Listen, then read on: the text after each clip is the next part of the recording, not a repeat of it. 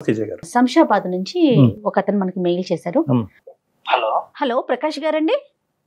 అవును, ఎవరు? నేను సుమన్ టీవీ అందమైన జీవితం ప్రోగ్రామ్ నుంచి కాల్ చేస్తున్నానండి. నిన్న నైట్ మీతో మాట్లాడాను కదా. మేడం మేడం చెప్పండి మేడం చెప్పండి. నాతో పాటు డాక్టర్ కళ్యాణ్ చక్రవర్తి గారు కూడా ఉన్నారు. ఒక్కసారి మీ సమస్యని డాక్టర్ గారితో చెప్పండి, సరేనండి? సార్ నమస్తే సార్. నమస్తే నమస్తే, చెప్పండి ప్రకాష్, ఎక్కడి నుంచి మాట్లాడుతున్నారు? మీ వయసు ఎంత? సమస్య ఏంటి? సార్ నేను శంషాబాద్ నుంచి మాట్లాడుతున్నాను అండి. నా వయసు వచ్చేసి 30. సార్ మాకు రీసెంట్ గా ఒక 3 years బ్యాక్ మ్యారేజ్ అయిందండి. సో మ్యారేజ్ అయిన ఒక 1 year వరకు బానే ఉంది సార్. అంతా మేము ప్రేమగా అంతా బానే ఉంది 1 year వరకు. 2వ సంవత్సరం వచ్చేసరికి ఆగస్టు నెల స్టార్టింగ్ నుంచి ఎండింగ్ వరకు సార్ అదొక ట్రాన్స్ లోకి వెళ్ళిపోయింది సార్. మా వైఫ్ ఎవరితో మాట్లాడదు, భోజనం చేయదు, టిఫిన్ చేయదు, బెడ్ మీద ఎలా పడుకుందో అలానే పడుకొని ఉండిద్ది ఈవినింగ్ వరకు. అది కాక నేను హార్డ్వేర్ షాప్ ఉందండి నాకు బిజినెస్. సో నేను డైలీ మార్నింగ్ లేస్తే షాప్ కి వెళ్ళాలి. అరే నేను మార్నింగ్ షాప్ కి వెళ్ళాలి అని అంటే ఒక కాఫీ లేదు, టీ లేదు, టిఫిన్ లేదు, బెడ్ మీద అలానే పడుకుని పోయింది. అరే నాకే టిఫిన్ చేయలేదు అని అంటే ఇంకా తనేం చేసుకునిద్దిలే అని చెప్పేసి తనకు బయటికి వెళ్ళి టిఫిన్ తీసుకొని వచ్చి ఇస్తే అక్కడ టేబుల్ మీద పెట్టు తినేస్తా అనేసి ఒక మాటలో చెప్పేసిద్దండి. నేను ఈవినింగ్ వచ్చేసరికి ఆ పొట్లం అలానే ఉండిద్ది, తను కూడా ఆ బెడ్ మీద అలానే పడుకొని ఉండిద్ది సార్. నెలంతా ఇంతేనండి ప్రకాష్? నెలంతా ఇంతే మేడం. అసలు ఆగస్టుకి ముందు, ఆగస్టు తర్వాత, మళ్ళీ ఆగస్టు తర్వాత అంతా బానే ఉండిద్ది మేడం. ఆగస్టు అయిపోయిందో లేదో అంతా బానే ఉంటుంది మేడం. మరి నేను నచ్చలేదా, నేను సరిగ్గా తనని చూసుకోవట్లేదా, తనకి ఇష్టమైనట్టు నడుచుకోవట్లేదా, నా ప్రవర్తన బాగలేదా అని అంటే సంవత్సరం అంతా అలానే ఉండాలి కదా మేడం. ఆ ఒక్క మంత్ అలానే ఉంటుంది సార్. పోనీ వాళ్ళ అమ్మా నాన్నకు చెప్దామంటే వాళ్ళు వయసులో పెద్దవాళ్ళు, అరే నా కూతురు అక్కడ కష్టాలు పడుతుందేమో అని వాళ్ళు ఏదన్నా ఇబ్బంది పడతారనేసి నేను అంటే ఈ ఆగస్టు నెలలో అడగటం కాకుండా మిగతా నెలలో ఎప్పుడైతే ఆ అమ్మాయి రికవర్ అయ్యి కొద్దిగా నార్మల్ గా అనిపిస్తుందో ఆ టైంలో ఎప్పుడన్నా ఆవిడతో పాటు కూర్చుని అసలు ఏం జరుగుతుంది, ఆగస్టు మంత్ లో ఎందుకు ఇలా అవుతున్నావు అనేది నువ్వు ఎప్పుడన్నా అడిగితే సమాధానం? అడిగాను సార్. ఆగస్ట్ అయిపోయింది, సెప్టెంబర్ లో అంతా అలా రికవరీ అవుతా ఉండేది సార్. చిన్నగా నేను అడుగుతాను, ఏంటి శ్రీజ ఏమైంది, అసలు ఎందుకు అలా అవుతుంది, నీ హెల్త్ బాగాలేదా చెప్పు అంటే ఏం లేదులే అని ఒక్క మాటలో తేల్చేసిద్దండి. ఆ ఆగస్ట్ నెలలో ఒక్కోసారి తను నిద్రలో లేచి ఏడవటం అవి కూడా నేను చూశాను సార్. ఏంటి అని అంటే ఏం లేదు పడుకో అనే. డాక్టర్ గారు ఇప్పుడు సంవత్సరంలో 1 నెలలో లేదా కొన్ని రోజులు మూడ్ ఆఫ్ అవటం ఇలాంటివి ఏమైనా ఉంటాయండి జనరల్ గా మనకి? యానివర్సరీ రియాక్షన్స్ అంటారమ్మా వీటిని. జరగరానటువంటి ఒక సంఘటన ఆ పర్టికులర్ టైంలో జరుగుంటే కనుక దాన్ని స్మరించుకుంటూ ఆలోచించుకుంటూ అదే ఫీల్లో వెళ్తూ ఆ మంత్ అయ్యేంత వరకు. సో ఒక డేట్కి ఒక టైంకి ఇయర్లీ అంత ఇంపార్టెన్స్ ఉంటుందన్నమాట. ఈ అమ్మాయి చెప్పకపోవటానికి కారణం ఏంటి అన్నది నేను అడుగుతున్నా ప్రకాష్. నేనన్నా ప్రకాష్? నేను అడిగాను సార్, నాకు చెప్పలేదు. కానీ ఆ ఆగస్ట్ నెలలో ఒకసారి నేను షాప్ కి వెళ్ళే రోజు నాతో మాట్లాడింది సార్. వచ్చి ఏమండి నాకు ఒక 10,000 కావాలి అనేసి అడిగింది సార్. ఎందుకు అన్నాను. అంటే నాకు కొంచెం అవసరం ఉంది అని అంది. అంటే నాకు తెలియని అవసరం నీకేముంటుంది, నేను ఇంట్లో నీకు అన్ని జరుపుతూనే ఉన్నాను కదా, అన్ని తీసుకొస్తూనే ఉన్నాను కదా అని అంటే, లేదండి నేను ఒక 100 మందికి అన్నదానం చేయాలనుకుంటున్నాను అనేసి నాతో మాట్లాడింది సార్. నేను పోనీలే చాలా రోజుల తర్వాత నాతో మాట్లాడింది, పోనీ అదిగా చేసేది మంచి పనే కదా, అన్నదానం అంటే మంచి పనే కదా అనేసి నేను 10,000 ఇచ్చాను సార్. 100 మందికి అన్నదానం చేసిందండి. ఇంకా ఆ ఆగస్టు అయిపోయింది సార్. మళ్ళీ ఇంకా సెప్టెంబర్ నుంచి మళ్ళీ నార్మల్ గా అలాగా. ఆగస్టు నెలకి సంబంధించి తన కుటుంబంలో ఏదైనా ఇష్యూ మీకు ఏదన్నా తెలుసా అండి? తన ఫ్యామిలీ, తన పుట్టింటి వైపు ఏదన్నా ఇష్యూ, మంచి కానీ చెడు కానీ? చెడు అయితే వాళ్ళ ఫ్యామిలీ నుంచి ఏం లేదు మేడం. అంతా మేము బాగానే మాట్లాడుకుంటాము. మా అత్తగారు గాని మా మామగారు గాని అంతా బాగానే ఉండిద్ది మేడం. వాళ్ళ ఫ్యామిలీ పరంగా తనకైతే ఏం ప్రెజర్ లేదు. ప్రకాష్, ఈరోజు మీరు మాకు కాల్ చేయడానికి కారణం ఏంటి అంటే ఆ రీజన్ ఏంటి? అంటే 1 monthలో ఆ అమ్మాయి ఏమవుతుంది అని తెలుసుకునేటటువంటి ప్రయత్నమా? అంటే నా భార్య గురించి అన్నీ తెలియాలి న్యాచురల్గా, లేదంటే ఇది 1 month కాకుండా అన్ని మంత్స్ ప్రొలాంగ్ అవుతుంది అనే భయమా ఏంటి? అంటే నా భయం ఏంటంటే సార్, తను ఆ ఒక్క మంత్ లోనే అలా తనలో తనే బాధపడుతూ ఏడుస్తూ ఎవరితో మాట్లాడకుండా భోజనం చేయకుండా టిఫిన్ చేయకుండా అలానే ఉంటుంటే తన చూస్తుంటే నాకు బాధ వేస్తుంది సార్. న్యాచురల్. అది ఏందో తెలుసుకోవాలని నేను చాలా సార్లు ప్రయత్నించినా కానీ నాకు ఒక్కసారి కూడా చెప్పలేదు. ఏం చేయాలి అన్న టైంలో నేను మీ ప్రోగ్రామ్ చూశాను సార్. సో మీ వల్ల నాకు సొల్యూషన్ దొరికిద్దని నాకు అనిపించింది సార్, అందుకే నేను మీకు మెయిల్ చేశాను. ఇప్పుడు మనం సెప్టెంబర్ లో ఉన్నాం కదా ప్రకాష్, ఇది లాస్ట్ మంత్ కూడా ఈ సేమ్ థింగ్ జరిగిందా? లాస్ట్ మంత్ అలా జరిగింది. అన్నదానం మళ్ళీ చేసింది సార్, మళ్ళీ సెకండ్ ఇయర్ చేసింది, థర్డ్ ఇయర్ కూడా అన్నదానం చేసేసి. ఏదో బలమైన కారణం ఉండుండొచ్చేమో కళ్యాణ్ గారు, ఏమంటారు? ఒకసారి ఏమైనా తనతో మాట్లాడచ్చా?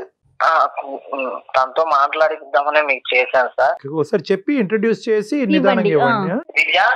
ముందుగా చెప్తే బెటర్ మేడం. ఎప్పుడు కూడా ఎక్కడ ఉన్నావా? ఇదిగో నీకు లాస్ట్ మంత్ హెల్త్ కొంచెం బాగాలేదు కదా. నాకేమైంది? ఏమైందంటావేంటి? నేను చూశాను కదా నీకు హెల్త్ బాగాలేదు లాస్ట్ మంత్. అయితే నేను ఒక డాక్టర్ గారితో, సైకాలజిస్ట్ డాక్టర్ గారితో మాట్లాడాను. డాక్టర్ గారు నీతో మాట్లాడతారు, ఒకసారి మాట్లాడు. నేను ఎవరితో మాట్లాడను. అరే నీకు ఏం కాందే, నువ్వు లాస్ట్ మంత్ అంతా ఎవరితో మాట్లాడకుండా అలా ఉన్నావా? లాస్ట్ మంత్ అంతా ఫుడ్ తినకుండా అలా ఉన్నావా? ఏం లేదు, నేను బాగానే ఉంటున్నాను. మాట్లాడ, మాకు ఎదురుకెదురు చెప్ప. మాకు డాక్టర్ గారు లైన్ లో ఉన్నారు, డాక్టర్ గారితో మాట్లాడు. ఆ సరుకులు ఏదో తేమన్నా కదా, నేను వెళ్ళి మార్కెట్కి వెళ్ళి ఈ లోపు సరుకులు తీసుకొని వస్తాను, నువ్వు డాక్టర్ గారితో మాట్లాడు. అతను కూడా మాట్లాడండి. అంటే నువ్వు ఉండకూడదా ఏంటి ప్రకాష్? అంటే నేను ఎన్నిసార్లు అడిగినా నాకు చెప్పలేదు సార్, నేనుంటే కూడా చెప్పదు అన్న ఫీలింగ్ నాకు ఉంది సార్. సరే సరే, తనే ఓకే ఓకే, మీరు అలా అనుకుంటే ఓకే. మరి తను మాతో ఇప్పుడే ఇంట్రడ్యూస్ అయ్యి ఇప్పుడే మాతో మాట్లాడటం అన్నది ఆ అమ్మాయికి ఎంత కంఫర్టబుల్ గా ఉంటుంది మీరు లేనటువంటి టైంలో అన్నది నా ఆలోచన. అమ్మ ఉన్నావా అక్కడ? స్పీకర్ లోనే ఉన్నావా? శ్రీజ అని చెప్పి. శ్రీజ తన పేరు. చెప్పండి సార్. శ్రీజ అమ్మ పేరు? అవును సార్. ఓకే నాన్న. నాన్న ఓకేనా, మాట్లాడచ్చా? మాట్లాడండి. ఎందుకంటే మాకే ఒక ప్రొఫెషనల్ గా నాకే కొద్దిగా విచిత్రంగా అనిపించేటటువంటి ఒక ఇష్యూ అమ్మ, ఇది కొత్తగా అనిపిస్తుంది వినేటటువంటి ప్రేక్షకులకు. కానీ ఎవరైనా మేము సుమన్ టీవీ అందమైన జీవితం నుంచి మాట్లాడుతున్నాం అమ్మా. ఇటువంటి సమస్యలకి వీలైనంత వరకు మాకు తోచినంత పరిష్కార మార్గాలు వెతికి పెట్టేటటువంటి ఒక ప్రయత్నంలో అందమైన జీవితం అన్నది ఒక చక్కటి కార్యక్రమం. ఇది ఒక విచిత్రమైనటువంటి సమస్యలాగే నాకు అనిపిస్తుందమ్మా. అతను ఈమెయిల్ చదివినప్పుడు కానీ లేదంటే ఇప్పుడు ఫోన్లో మాట్లాడినప్పుడు కానీ ప్రకాష్ గారు చాలా మనస్తాపం చెందుతున్నాడు. అతను ఏంటి ఆగస్టు నెల వస్తుందంటేనే గుండెల్లో రైలు పరిగెడుతుంది, నా భార్య ఎందుకు ఇలా అయిపోతుంది, ఈ మార్పు అమ్మా. నేను బానే ఉంటున్నాను, నేను బాగున్నాను కూడా. తను ఏం చెప్పారు అసలు నాకేం అర్థం అవ్వట్లేదు. అయ్యయ్యో, అతను ఏం చెప్పలేదు శ్రీజ. అతను ఉంటే మీరు ఇబ్బంది పడతారని అతను బయటకు కూడా వెళ్ళారు. నేను చాలా బాగున్నాను, నాకు అసలు ఏమీ అవ్వలేదు. ఒక్కసారి ఆలోచించుకో అమ్మా, నీకు ప్రకాష్ మీ ఇద్దరు రిలేషన్షిప్ ఎలా ఉంది నాన్న? బాగుంది ఇద్దరికి. మరి అలాంటప్పుడు ఈ రోజు ఏమీ లేని దాన్ని ఊహించుకుని చెప్పవలసిన, మాకు బాధపడుతూ ఏడుస్తూ చెప్పవలసిన అవసరం లేదు కదమ్మా. ప్రకాష్కి నిజంగా నీలో ఏదో మనస్తాపం అనేది చూశాడు. ఆగస్టు నెల అంతా కూడా నువ్వు ఏమీ తినవంట, ఏడుస్తావంట, అన్నదానాలు చేస్తా ఉంటావంట, ఇవన్నీ ఊహించుకుని చెప్పేవి కాదు కదమ్మా. ఇవన్నీ కూడా అది రోజు జరిగే సంఘటన అయితే అనుకోవచ్చు. ఓకే, ఆ అమ్మాయికి ఏదో ప్రాబ్లం ఉంది కాబట్టి అలా చేస్తున్నాను అనుకోవచ్చు. నాకేం అవ్వలేదు, నేను చాలా బాగున్నాను. ఒక్కసారి నాన్న, ఒక్కసారి ఆలోచించుకుని చెప్పు ప్లీజ్, కోఆపరేట్ విత్ అస్ ఒక్కసారి. అంటే చెప్పకూడని సమస్య ఏదన్నా ఉందా? నలుగురిలో చెప్పకూడదు అలాంటి సమస్యలు ఏమన్నా ఫేస్ చేస్తున్నారా, లేకపోతే అతని ద్వారా ఏదన్నా ఇబ్బంది పడుతున్నారా? ఏం లేదు మేడం. అమ్మా చెప్పమ్మా. 2 years బ్యాక్ కాలేజ్ చేసేటప్పుడు ఒకతను అంటే చాలా పిచ్చిగా లవ్ చేశాడు. ఇంకా నేను ఎక్కడికి వెళ్ళినా నా వెంట రావడం, ఇంకా నా ప్రతి మూమెంట్ తనకు తెలుసు. అలాంటి ఒక పర్సన్ ని ఈ రోజు నా లైఫ్ లో లేదు, అంటే కోల్పోయాను.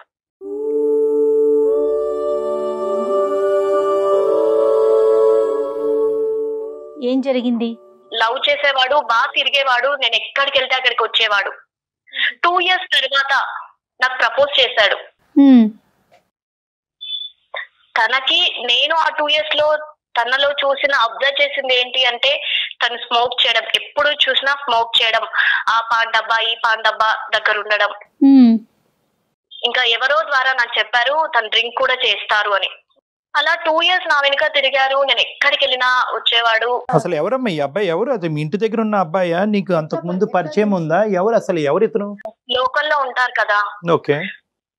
అలా నేను కాలేజ్కి వచ్చేటప్పుడు వెళ్ళేటప్పుడు బస్లలో ఇంకా ప్రతి మూమెంట్ నన్ను అబ్జర్వ్ చేసేవాడు. అలా 2 years. Okay okay, local person అంతే, ఇంటి దగ్గర అబ్బాయి. ఓకే. అలా 2 years అయిపోయిన తర్వాత August 1st కి కరెక్ట్ గా నాకు ప్రపోజ్ చేశాడు. ఇంకా అంటే కొంచెం కూడా ఏమనుకుంటారో భయం లేదు, అది ఏమి ఆలోచించకుండా స్మోక్ చేసేసి అలాగే వచ్చేసాడు. ఓకే. వచ్చి ప్రపోజ్ చేశాడు. నేను ఒక కోపంగా చూశాను. నేనేం చెప్పలేదు, అంటే నేను ఎవరిని ఎంటర్టైన్ చేయను ఫస్ట్. ఓకే. ఫస్ట్ నాకు పెద్దగా ఇష్టం లేకుండే. అప్పుడు సిచ్యువేషన్ అప్పుడు ఆలోచించాను ఫ్యామిలీ గురించి, కెరియర్ గురించి. తనని చూస్తే మళ్ళీ నాకు సెట్ అవ్వడేమో అన్ని ఆలోచించి నేను అక్కడి నుంచి వచ్చేసాను. ఇంకేం చెప్పలేదు తనకి. ఇంటికి వచ్చాను కానీ నేను మళ్ళీ తప్పు చేస్తున్నానా, ఏమైనా తను నా లైఫ్ లో కరెక్టా, ఇలా చాలా ఆలోచించాను. అమ్మ ఈ మనిషిలో నిన్ను ఒక్క నిమిషం నాన్న శ్రీజ, ఈ మనిషి నిన్ను ఇలా ఫాలో అవుతున్నాడు అని అంటున్నావు కదా, ఫాలో అవుతున్నప్పుడు మరి నీ పేరెంట్స్కి చెప్పటం కానీ పలానా వ్యక్తి ఫాలో అవుతున్నాడని కానీ, బాబు నువ్వు ఎవరు ఇలా ఫాలో అవుతున్నావు, ఎందుకంటే వాడు దొంగ అవ్వచ్చు, ప్రేమికుడు అవ్వచ్చు, ఎవడన్నా అవ్వచ్చు, కాబట్టి ఆ రిస్క్ ఉంది కాబట్టి ఎప్పుడు కూడా అతన్ని ప్రశ్నించలేదా నువ్వు? ఏమయ్యా మా ఇంటి దగ్గరే ఉంటున్నావు కదా, నీకు పని పాట లేదా, ఏంటి నువ్వు నా వెనకట్లో వస్తున్నావు అనేటటువంటి ప్రశ్న అప్పటి వరకు రాకపోవటం ఏంటి? నెంబర్ 1. నెంబర్ 2 ఏంటంటే నీకు కూడా ఈ అబ్బాయి వచ్చి అడక్క ముందు కూడా నీకంటూ ఏమైనా ఒక తెలియనటువంటి లోపల ఒక ఫీలింగ్ ఉందా? కాబట్టి నువ్వు ఏంటంటే అతను వచ్చి అడిగినప్పుడు దానికి సమాధానం చెప్దావు అని చెప్పి ఒక వెయిటింగ్ గేమ్ ఆడేవా? నీ లోపల నువ్వు ఏమన్నా అతని గురించి ఒక ఆలోచన అనేది కంటిన్యూస్గా ఉన్నది. కానీ ఎప్పుడైతే కనుక నువ్వు అంటున్నావు కదా అతను స్మోకింగ్ చేస్తాడని తెలిసింది, డ్రింకింగ్ కూడా చేస్తాడని తెలిసింది, అంటే నువ్వు కూడా అతని గురించి ఏమన్నా తెలియకుండానే బ్యాక్గ్రౌండ్లో ఎంక్వైరీ చేసుకుంటూ ఉన్నావా? నేను ఎంక్వైరీ ఏం చేయలేదు సార్. కానీ ఎక్కడ చూసినా ఆ సిగరెట్ కొట్టుకుంటూ ఫ్రెండ్స్ తో తిరిగేవాడు. ఓకే. ఒక మనిషి యొక్క క్యారెక్టర్ కానీ క్వాలిటీస్ కానీ మనం ఎప్పుడు అసెస్ చేస్తామంటే కనుక మన లోపల దాన్ని ఎంతో కొంత కన్సిడరేషన్ ఇచ్చినప్పుడే, ఆ సబ్జెక్ట్ గురించి కన్సిడరేషన్ ఇచ్చి ఇవ్వాలా, ఇతన్ని ఆహ్వానించాలా నా జీవితంలోకి వద్దా అని అనుకున్నప్పుడే క్వాలిటీస్ గురించి మాట్లాడుకుంటాం. ఎందుకంటే అతను ఎవరో కాన్కిస్కోవాడు అయితే కనుక వాడు తాగితే నీకెందుకు, స్మోక్ చేస్తే నీకెందుకు, నువ్వు ఎందుకు ఈ పారామీటర్స్ వే చేయటం మొదలు పెట్టావు? అంటే నీకు ఎక్కడన్నా ఉందా ఒక సాఫ్ట్ కార్నర్? అంటే ఉంటది కదా సార్, మనకు అప్పుడు ఆ ఏజ్ అలాంటిది కదా. దాని కోసం ఒక పర్సన్ తిరుగుతున్నారు, టైం వేస్ట్ చేసుకుంటున్నారు, వాళ్ళ టైం మనకి ఇస్తున్నారు అంటే ఏదో కొంచెం ఉంటుంది కదా. మరి ఎందుకు వెనక్కి తగ్గారు? అంటే మాట్లాడటం కానీ, మాట్లాడితే ఏమైనా మార్పు చేసుకోవచ్చా, మార్పించొచ్చా అతన్ని? చూస్తే తను చాలా జాలిగా నన్ను సిన్సియర్ గా చేస్తున్నాడు అనిపించేది. ఇంకో సైడ్ చూస్తే పేరెంట్స్ ఒప్పుకోరేమో అలా ఆలోచించి కానీ నన్ను ఎప్పుడు చూసినా జాలిగా అలా చూసేవాడు. August 1st నాకు చెప్పాడు, ప్రపోజ్ చేశాడు. నేను వద్దన్నాను, ఏమీ చెప్పలేదు, సైలెంట్ గా ఇంటికి వచ్చేసాను కోపంగా చూసి. ఇంట్లో కూడా అసలు లేనన్నమాట. నీ డైలమాలో నువ్వు ఉన్నావు. నాకు ప్రపోజ్ చేసిన నెక్స్ట్ డే వచ్చాడు, మళ్ళీ ఒక 1 week 10 days కనిపించలేదు. అప్పటి వరకు ఫాలో అవుతున్నటువంటి వ్యక్తి సడన్ గా గాయపడ్డాడేమో, కనిపించలేదు. రైట్. నేను కానీ వద్దన్నానని చెప్పేశాడు, అలా వెళ్ళిపోయాడేమో ఓకే అని నేను అనుకున్నాను. కానీ నాకు 11th కు వేరే వాళ్ళ నుంచి తెలిసింది ఏంటి అంటే తను లేడు అని, చనిపోయాడు అని. ఆ రోజే చనిపోయాడమ్మా? 11th రోజు చనిపోయాడా? అవును సార్, 11th రోజే చనిపోయాడు. చనిపోయాడంటే ఏంటమ్మా? సూసైడ్ చేసుకున్నాడా, యాక్సిడెంటా, ఏం జరిగింది? సూసైడ్ చేసుకున్నాడు సార్.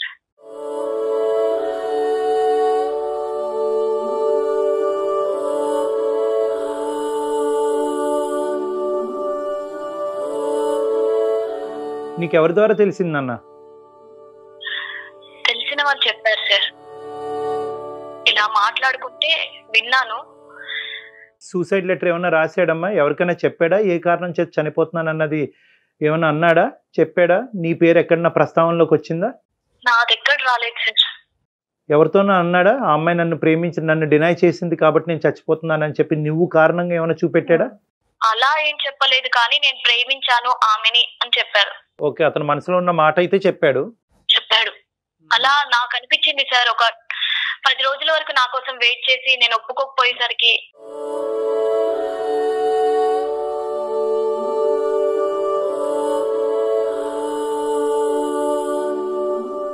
వెరీ సాడ్ అమ్మా, వెరీ సాడ్. అనిపిస్తోంది అలా.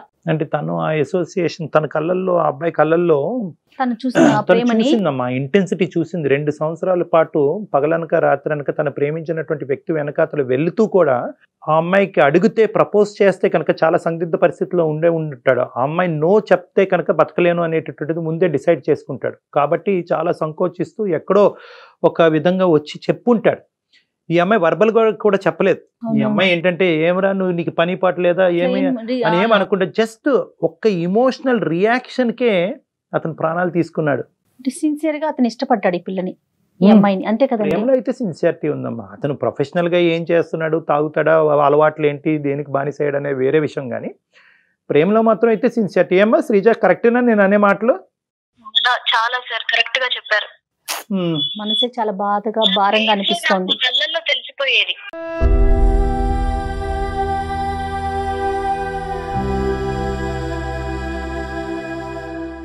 అతను చనిపోయాడు అనేటటువంటిది మా అందరికీ బాధ కలిగింది. ఎందుకంటే ఒక చిన్న వయసులో ఉన్న అబ్బాయి ఎవరైనా సూసైడ్ చేసుకున్నారు అనేటటువంటి మాట మన అందరినీ కలిచివేస్తుంది, ఏ కారణం చేతైనా కూడా. కానీ ఇక్కడ ఏంటంటే దానికి మించినటువంటి బాధ ఇప్పుడు మాకేంటంటే కనుక, మాకు కానీ నీకు కానీ నీ భర్తకు కానీ, దీనికి నువ్వు కారణమా, అది నువ్వు క్లారిటీగా అతనికి చెప్పకపోవటం వల్ల, నీ ఇమోషన్స్ నీ రియాక్షన్స్ వల్ల చెప్పటం వల్ల అతను ఆ పెద్ద మెట్టు ఎక్కాడా, ఆ పెద్ద స్టెప్ తీసుకున్నాడా అనేది ఇక్కడ రెండో అంశం. సో ఈ రెండో అంశం గురించి నీ దగ్గర ఏమైనా క్లియర్ కట్ ఎవిడెన్స్ ఉందా, దట్ నా వల్లే, నా డినాయల్ వల్లే ఇతను ఇంత పిచ్చి పని చేశాడు అనేది ఉందా? దాని గురించి నువ్వు బాధపడుతున్నావా, లేదంటే ఊహించుకుంటున్నావా? ఉంది సార్. వాళ్ళ ఫ్రెండ్ నాకు నార్మల్ గా కామన్ ఫ్రెండ్. నేను 2 రోజులు ఆలోచించాను, ఎందుకు, ఏమైంది అని, ఎందుకు చనిపోయాడా అని. తర్వాత ఆ అమ్మాయి వచ్చి నాకు చెప్పింది, నీ వల్లే, నువ్వు రిజెక్ట్ చేసినందుకే చనిపోయాలని.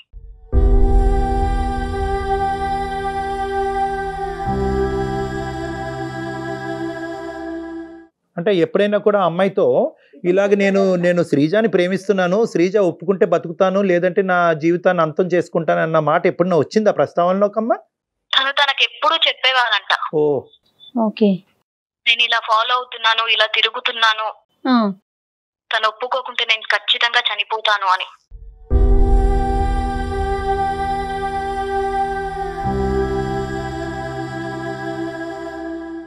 చెప్పాడు. మరి ఎందుకమ్మా నీ దగ్గర వరకు వచ్చి ముందుగానే ధైర్యంగా నీకు చెప్పడానికి ఎందుకు సంకోచించాడు ఇన్ని ఇయర్స్ బట్టి? సార్, ఇప్పుడు మనం ఎవరినన్నా ఎంటర్టైన్ చేస్తేనే కదా వాళ్ళు అవుతారు. కరెక్ట్ అమ్మా, కరెక్ట్. అంటే నా ఫేసు, నా చూపులు అలా స్ట్రిక్ట్ గానే ఉండేవి. నేను కామ్ గా ఉన్నాను, అంటే నా చూపుకు తను భయపడేవాడు. ఓకే ఓకే, అందుకొరకే తను నా దగ్గరికి రాలేడేమో బహుశా. సో అతను చనిపోయాడు అనే వార్త కంటే నీ వల్లే చనిపోయాడు అన్న వార్త ఎక్కువ బాధ పెట్టింది కదమ్మా నిన్ను? అవును సార్, నేను ఒక పర్సన్ ని చంపేశాను అనిపిస్తుంది.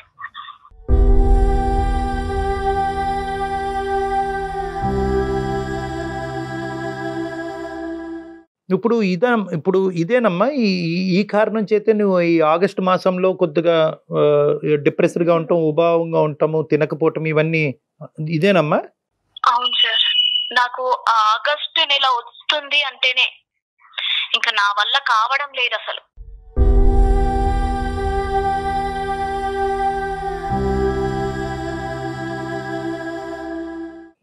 మన ప్రకాష్ తో నీ రిలేషన్షిప్ అంత అద్భుతంగా ఉన్నప్పుడు, బాగున్నప్పుడు షేర్ చేసుకుంటే బాగా తగ్గుతుంది కదమ్మా ఎవరికైనా. ఇది నీ పేరెంట్స్ కి చెప్పలేవు, నీ ఫ్రెండ్స్ కి ఎవరికి చెప్పలేవు. పెళ్ళైనటువంటి అమ్మాయి ఇలా ఆలోచిస్తున్నావు ఏంటని సమాజం రకరకాలుగా మాట్లాడుకుంటది. సో కానీ అర్థం చేసుకునే భర్త ఉన్నప్పుడు నువ్వు ఎందుకు ఇలా అవుతున్నావు అని చెప్పి అతను పిచ్చోడు అవుతున్నప్పుడు నువ్వు చెప్పొచ్చుగా. చెప్పొచ్చు మేడం, కానీ ఎలా చెప్తాను, నేను పర్సనే లేడు కదా అక్కడ, ఇంకా తనకు చెప్పి తనని బాధ పెట్టలేను కదా. కరెక్టే, కానీ మీరు బాధపడుతుంటే అతను కూడా బాధపడుతున్నాడు కదా శ్రీజ. ఇప్పుడు అతను బాధపడబట్టే కదా మా దాకా తీసుకొచ్చారు ఇష్యూని. కానీ ఆగస్టు నెల వస్తే మేడం నాతో అవ్వట్లేదు. మరి నేను ఎంత కంట్రోల్ చేసుకున్నా ఎమోషన్ చెప్పలేకపోతుంది. అంటే ఎవరికి చెప్పినా కూడా ఇంకా ఈ సమస్యకి పరిష్కారం లేదు, పోయిన మనిషి తిరిగి రాడనే ఫీలింగ్ అమ్మా. పోయిన మనిషి అంటే నా వల్ల పోయాడు అన్న బాధ ఎక్కువ ఉంది సార్. చూసావమ్మా ఈ మధ్యకాలంలో వాళ్ళ పేరెంట్స్ని కానీ ఆ ఇంటి వైపు వెళ్ళటం కానీ ఎప్పుడన్నా జరిగిందా నువ్వు ఊరు వెళ్ళినప్పుడు? పేరెంట్స్ అదేమీ తెలియదు సార్. అసలు ఈ అమ్మాయికి డీటెయిల్స్ ఏం తెలియదు, అతను ఫాలో అవటం మాత్రమే తెలుసు, అంతేనండి? దీన్ని యానివర్సరీ రియాక్షన్ అంటారమ్మా. అంటే మనకి కావాల్సిన వాళ్ళు, మనం ప్రేమించిన వాళ్ళు, మనకు నచ్చినటువంటి వాళ్ళు చనిపోయినప్పుడు ఏ సంవత్సరం ఏ రోజు సంవత్సరికం అంటూ ఉంటాం మనం సాంప్రదాయబద్ధంగా.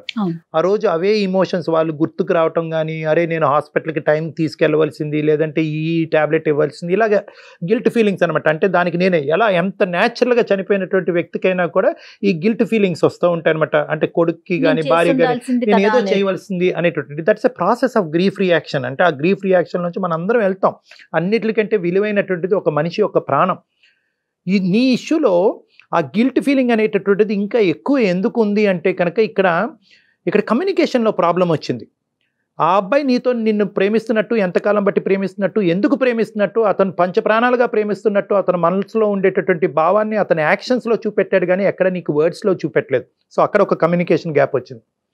రెండో కమ్యూనికేషన్ గ్యాప్ ఏంటంటే నీకు ఈ మనిషి ప్రేమిస్తున్నట్టు నీకు తెలుసు, కానీ నువ్వు సాంప్రదాయాలకో పట్టింపులకో తల్లిదండ్రుల విలువలకో ఇటువంటి వాటికి విలువని ఇచ్చిన దానివి కాబట్టి నీ పద్ధతిని కాపాడుకుంటూ ఆ మనిషిని డినై చేస్తూ ఆ మనిషి వైపు కోపంగా చూపెడుతూ నువ్వు నీ మెసేజ్ను కూడా అతనికి ఎక్కడ కమ్యూనికేట్ చేయలేదు. బహుశా ఈ రోజు కాకపోతే రేపైనా ఆ అమ్మాయి ఒక పాజిటివ్ రెస్పాన్స్ ఇస్తుంది అనేటటువంటి ఒక ఆశతో అదే ప్రాసెస్ కంటిన్యూ చేశాడు. 1 కాదు 2 రోజులు కాదు, వారాలు కాదు, నెలలు కాదు, 2 సంవత్సరాలు. సో చాలా ఇంటెన్స్గా నిన్ను ప్రేమిస్తున్నాడు అని చెప్పినప్పుడు నీ సైడ్ నుంచి కమ్యూనికేషన్ కూడా ఇక్కడ లోపం వచ్చింది. ఏం బాబు నువ్వు ఇలా నా వెంట పడుతున్నావు, నువ్వు టైం వేస్ట్ చేసుకుంటున్నావు, మా ఇంట్లో ఇలాంటివి ఉండవు. ఎందుకంటే నీకు తెలుసు, ఎందుకంటే నువ్వు కూడా ఎక్కడో ఒక పాయింట్లో you are weighing the pros and cons. వెళ్ళాలా వెళ్ళకూడదా, వర్కౌట్ అవుతుందా అవ్వదా, ప్రేమించి పెళ్లి చేసుకుంటే సమస్యలు పెరుగుతాయి తగ్గుతాయని నువ్వు వర్కౌట్ చేసుకుంటున్నావు. ఆ కంక్లూజన్ని నువ్వు మానసికంగా నీ లోపల పెట్టుకున్నావు, అతనికి వ్యక్తపరచలేదు. సో ఇక్కడ కమ్యూనికేషన్ గ్యాప్ వచ్చింది. ఏమయ్యా ఇది వర్కౌట్ అవ్వదు, నాకు తెలుసు నువ్వు నా వెంట పెడుతున్నావు అంటే కనుక నువ్వు గాఢంగా నన్ను ప్రేమిస్తున్నావు అని నాకు తెలుసు.